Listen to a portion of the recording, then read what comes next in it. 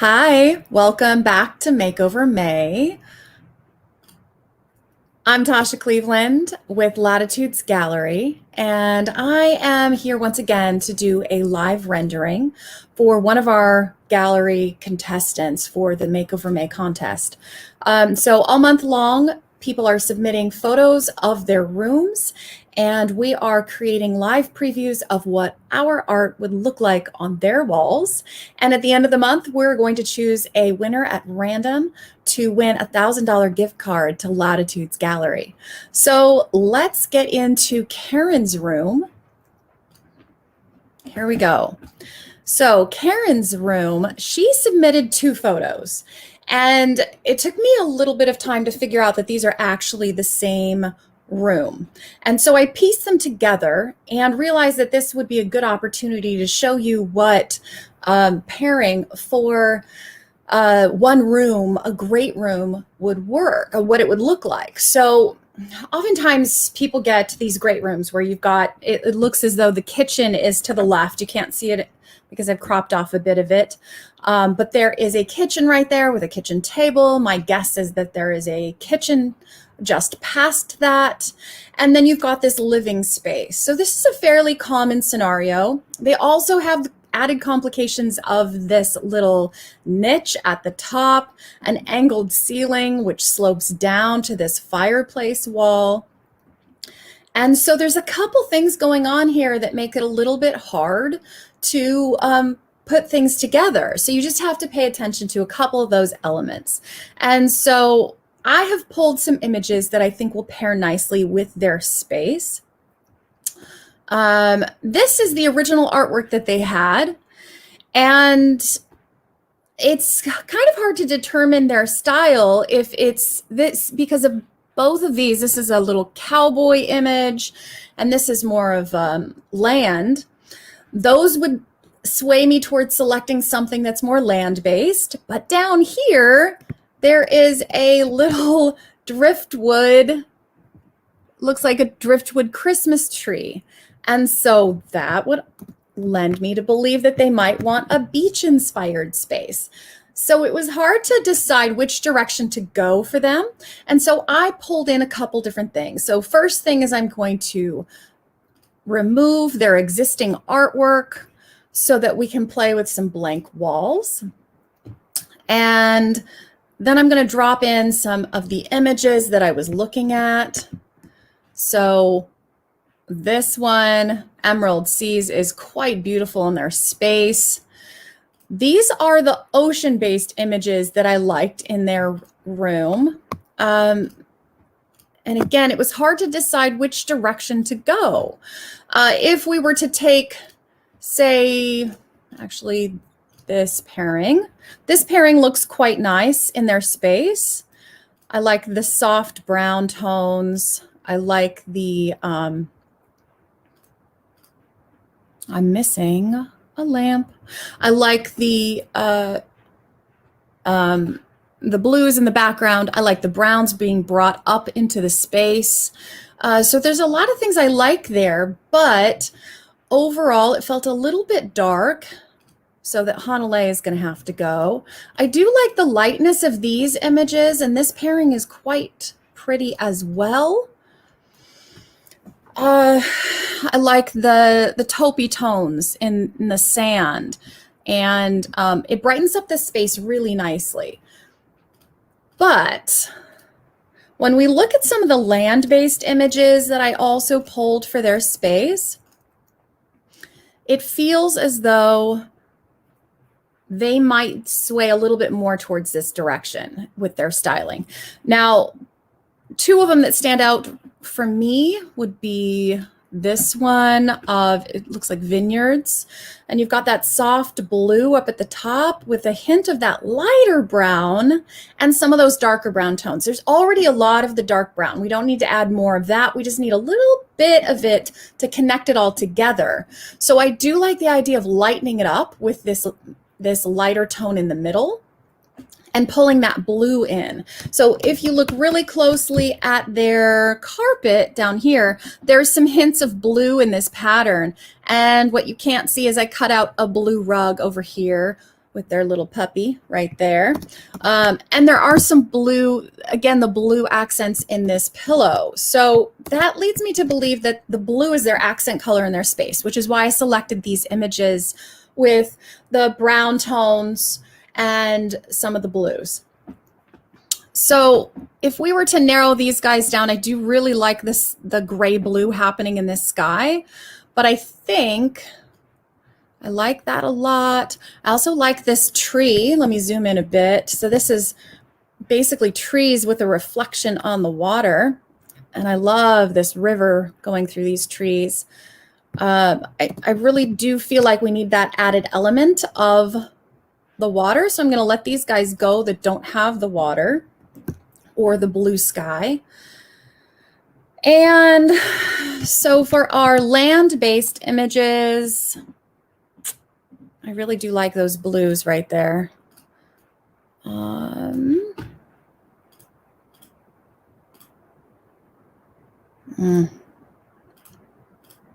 don't know. What do you guys think?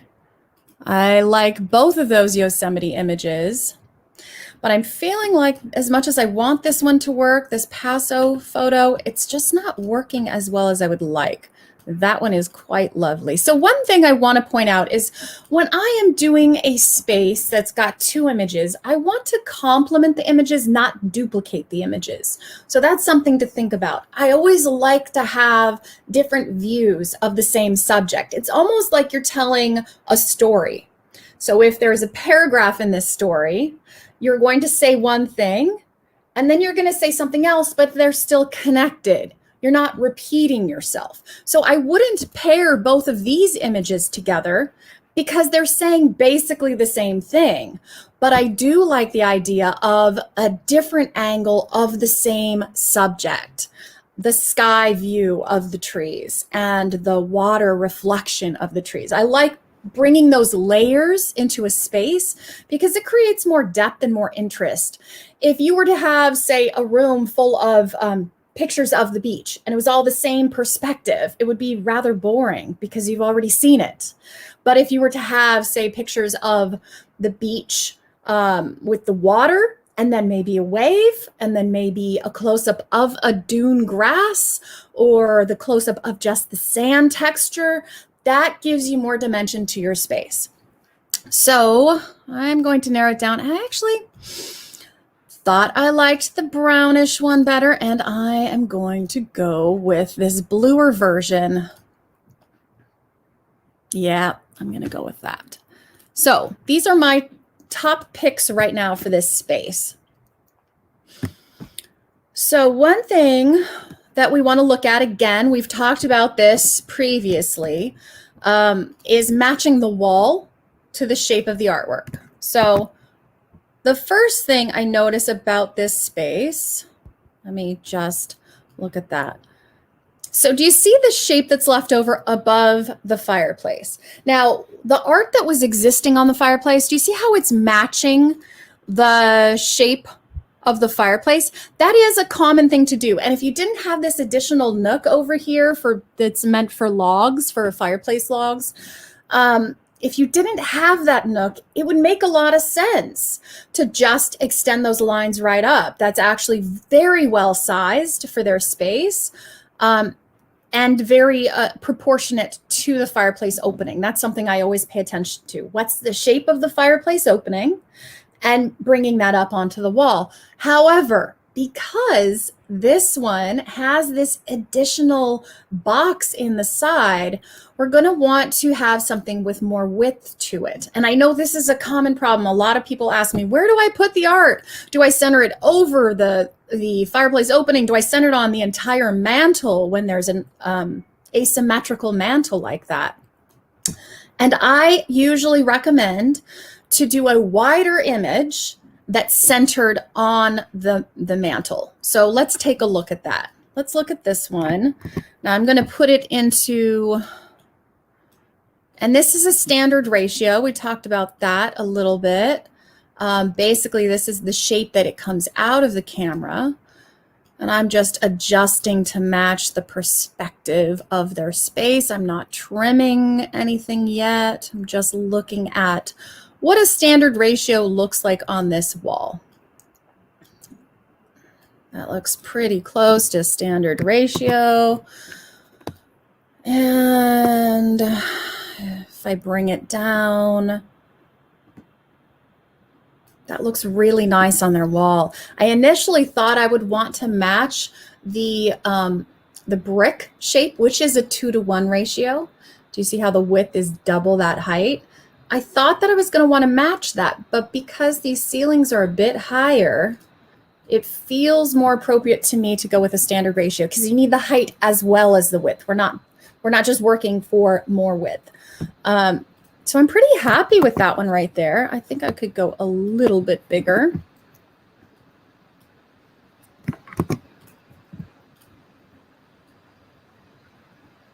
Just trying to match that perspective for you. Okay, now let's look on the other side of the room. So this one, I have something going on here on the edge that I'm just going to pull out. Yeah. All right. So what are you guys thinking? How do you like these images in their space? I'm actually really liking the lightness and the brightness of the sky here. And so let's see. This, it looks like their buffet looks to be about a standard width buffet, which is around 60 inches. And so once again, we want to either taper or match that width. We don't want to go over. Let me show you what that would look like. If we went larger than that to say match the shape of the wall or the size of the wall, because they do have a lot of height there. They do have a lot of height, and a lot of people get tripped up by that. And even if they were to center this buffet on this wall, which I can't see what's happening down there, so I don't know why it's offset, but there's a purpose where it's offset. If we were to center that on this wall, we still wouldn't want it wider than the cabinet below it. We still need it to connect to the space, to connect to the furniture in it, and bring those lines up the wall. So definitely not going wider than this cabinet. And because it's off center, we can't go for the full width. Do you see how it's getting really tight to this cornice box right there? So let's pull it in, and I would say somewhere around there looks really nice. And I do wish we could center it, but it doesn't look like that's an option. So we're going to leave it right where it is. I'm really happy with that. Now, one thing to remember, when you've got accessories that are overlapping your artwork, that is okay. It is okay when it overlaps the artwork. I know that's hard for a lot of people. A lot of people would want to like hang it all the way up here, and then you're craning your neck to see your artwork. You are down here on the ground. I know when there's a 2-story ceiling, it's really tempting to want to put it all the way up there, but you have to remember where the bodies are in the space. And so in this space, we're all staying on the ground. There's no stairwell or anything to change your elevation. So we're going to keep it closer and connected to the other furniture in the space. So it's coming down. And I do like the height of it. So typically my hanging height, again, I've mentioned before, 60 to 66 inches on vertical center is where you want that height to be. And let's bring it down. And then when you have the additional element of hanging above furniture, then you want to make sure it's connected to that furniture visually in some way. You don't want it floating above the furniture. So that can be done either with accessories below to fill that visual gap and basically raise the height of the furniture below with the accessories, or bringing that artwork down closer to that 60 instead of the 66. Now, a lot of people will ask me, why is there the range between 60 and 66? And that's based on the average height of the viewer. So you want it roughly eye level for the average person viewing it. In your personal home, that's going to be the average height of the people living in your home. If it's a public space, then you're going to want that height to be closer to the 66, 63. 63 is pretty average for viewing eye level. But if you're taller in your household, you're going to want it at that 66. And a lot of times, you know, there may be one person taller and one person smaller. That exists in my house. I am the small one in my house, and that's okay. I'm used to looking up at my artwork just a bit, and they're used to looking down just a bit, and that's okay. You just have to compromise. You don't want everyone looking down at it. You don't want everyone looking up at it. You do not want it up at the ceiling. So looking at this piece right now, I'm pretty happy with what I'm seeing here. I am liking this top of the artwork lining up with the top of the door frame. That's matching really nicely for me. Anytime you can match things in the space and connect to it, it often gives a pleasing visual. And because there's so many things happening, you kind of want to pay attention to how your eye is boomeranging in your space. If it were like a ping pong ball, where is it going? And so when you can have a smoother transition up, over, around, then it's going to be more pleasing, a more pleasing experience. So I am really liking that line carried across, and that makes a lot of sense for me. Now, let me go back to the overlap. Because the overlap is happening on something that's already happening here, it's okay that it's overlapping it again here. Do you see how it's the same subject matter? We don't have anything new. If this were like the most important part of the image, I certainly would not overlap it there. If it was the opposite side, I would not overlap this. This is a more important part of the story of this image. But because this is the same as this, it is okay to overlap it. And actually, I prefer when you can overlap with something that's already in the image. So if you were to take this image and you were to pull out, say, a branch and put the branch in here, I know that they had that initially. They had some sticks in there initially. But in this case, I would pull more of a leafy branch and put it in, and create more of a three-dimensional experience to the artwork. So pulling anything that you see in that image onto your accessories in front of the image is a really fun experience. Now let's go back over to this wall. I am really liking the pairing of these two, and I'm really liking that brightness of the blue in the space. I want to show you one more thing that you can do. So once you've got your paired images and you've got them sized appropriately, when you bring that art into the space with pillows and accessories, it really helps to pull everything together. Now, one thing I notice in their space is that there's a lot of dark and mid-tone browns. And so in order to create more variety of this experience, bringing in these lighter colors with these pillows that I already pulled in just brings one more layer of dimension into the experience, and it allows you to brighten up dark spaces in a really easy way. You don't need to change all your furniture. Oftentimes, all you need to do is add in some of these smaller accessories that are going to do the work for you. So, Karen, I hope you love your room rendering, and we will be sending this off to you. Just a reminder that this is Makeover May, and all month long we will be doing renderings. I will be doing them live, as well as soon as you send back your image of your room, we will be sending you a preview just like this. Not all of them get done live, but a good handful will be done live. So be sure to send in your room, get your chance to win $1,000 in Latitudes artwork, and I look forward to seeing you next time.